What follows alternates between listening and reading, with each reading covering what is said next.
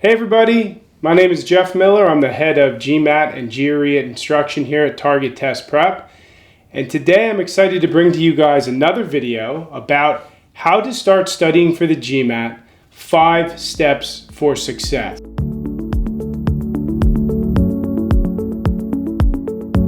Break down 5 steps you can follow to get started with your GMAT so that you can get on the path you need and end up with a successful GMAT score. Now, step number 1 is learn what is tested and how it's tested, okay? So what do we mean by this? Well, the first thing you got to understand is you need to know what is actually being tested on the GMAT so you can start to set yourself up to a position where you will take a practice exam to get a baseline score, and more about that in a minute. So how can you do that? Well, you can go to NBA.com, you can go to various websites by GMAT to look up some of the sample questions, to see the format, to see the structure. We also have tons of blog posts about things like that. So the point is you really need to immerse yourself in what is being tested on the GMAT. Now I'll give you some ideas here. The GMAT does have 4 sections, right? So we have the quant section, we have the verbal, we have integrated reasoning or IR, and then we have the AWA, which is the essay section. So in quant, you just need to understand the way that questions are being thrown at you. Now, you're used to some of the ways. Now, the first type of question is what's called a problem-solving question. That's very basic. It's just like you're used to probably from high school or college, where you have 5 multiple answer choices, A through E, and you need to just determine one correct answer among those answer choices. Then they have this scary looking thing called data sufficiency. Again, if you're new to the GMAT, it is going to seem a little scary and different, but trust me, it's not that bad, I promise you. In fact, a lot of my students end up loving data sufficiency questions when this is all over. Now, data sufficiency questions are also made up of 5 answer choices, and the idea within a data sufficiency question is you have 2 statements and you have a problem stem. The point is to see if using those 2 statements or one of them individually, or if neither of them work, whether or not you can come up with a definitive answer based on what's being asked. Again, this might seem a little scary, but all you need to do is do a couple practice problems, really see what it is and how they're testing in these data sufficiency questions, and I promise you're not going to have any issues. Now, moving on to verbal, you have sentence correction questions, which test you on grammar, sentence meaning, things of that nature. Then you have critical reasoning, which are short passages in which you have to answer questions such as what would strengthen the conclusion, what maybe would weaken a conclusion, whether or not there's a paradox, a bunch of different questions based on these passages. And then finally, you have reading comprehension, which you'll have long passages of 3 or 4 paragraphs or smaller passages of 2 paragraphs, and you're going to be asked questions based on those paragraphs or on the passage itself. And then integrated reasoning is actually kind of made up of quant and verbal, and it asks you questions testing those skills that involve tables, various readings, charts, graphs, etc. And then the AWA section is just the writing section. So the point is you need to first immerse yourself in these topics, understand what is tested, understand how it's tested, and then you can start moving forward to the next phase of getting started with your GMAT preparation.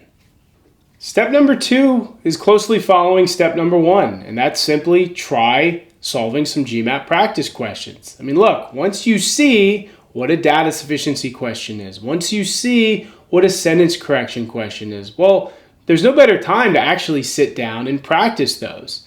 Again, there's a few sample questions from NBA.com. We also have tons of sample questions on our blogs.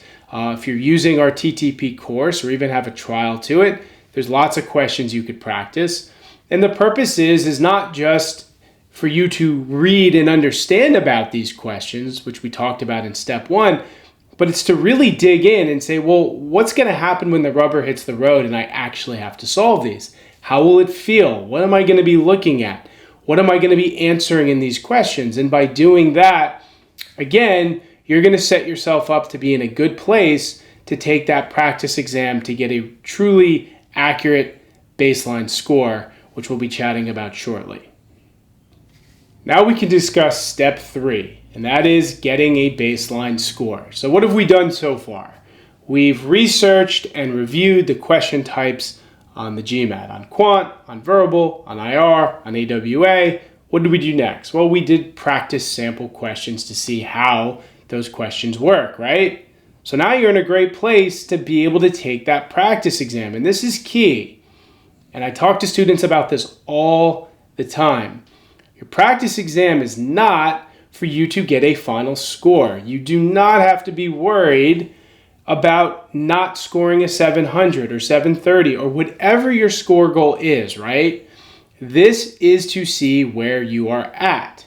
So what do? Well, first of all, make sure that you take one of the official NBA.com practice exams.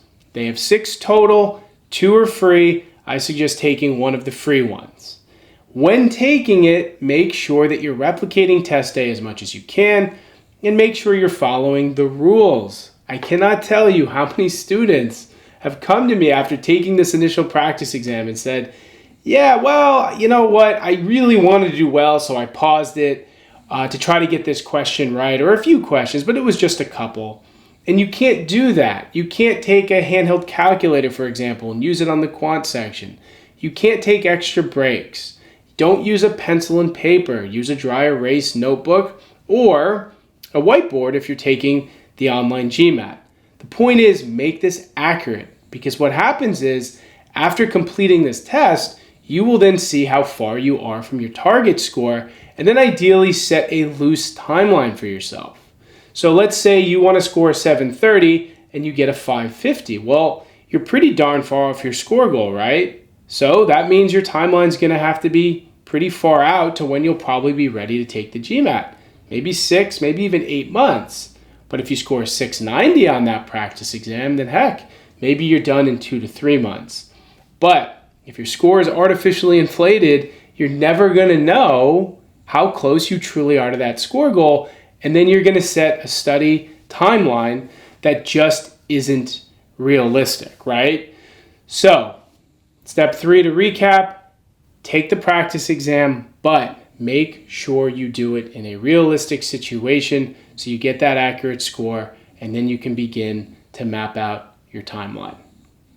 Okay, so what has happened so far? You have researched GMAT questions, you have practiced GMAT questions, and you've finally taken that practice exam.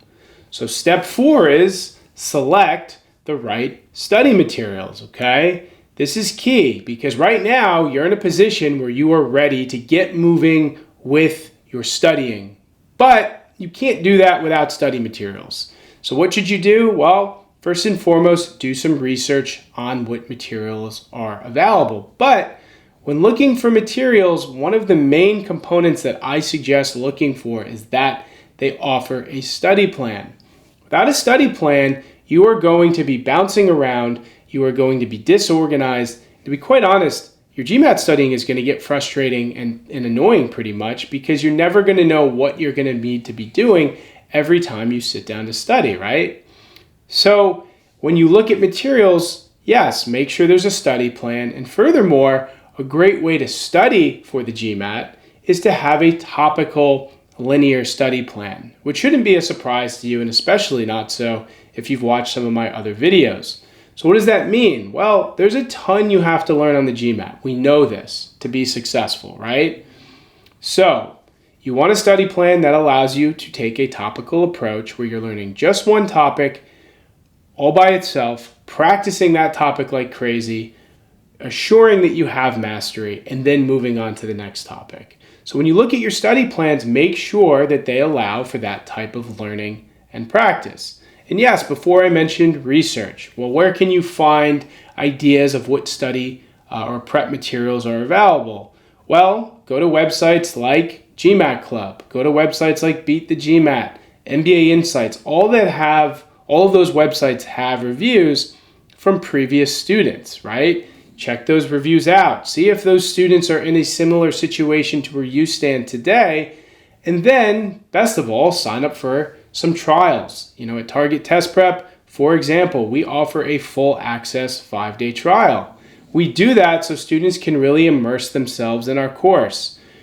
We want you to see that we have a topical and linear study plan. We want you to see that we have thousands of practice questions. But again, we do that within the trial so you can truly get a sense for what it is we offer.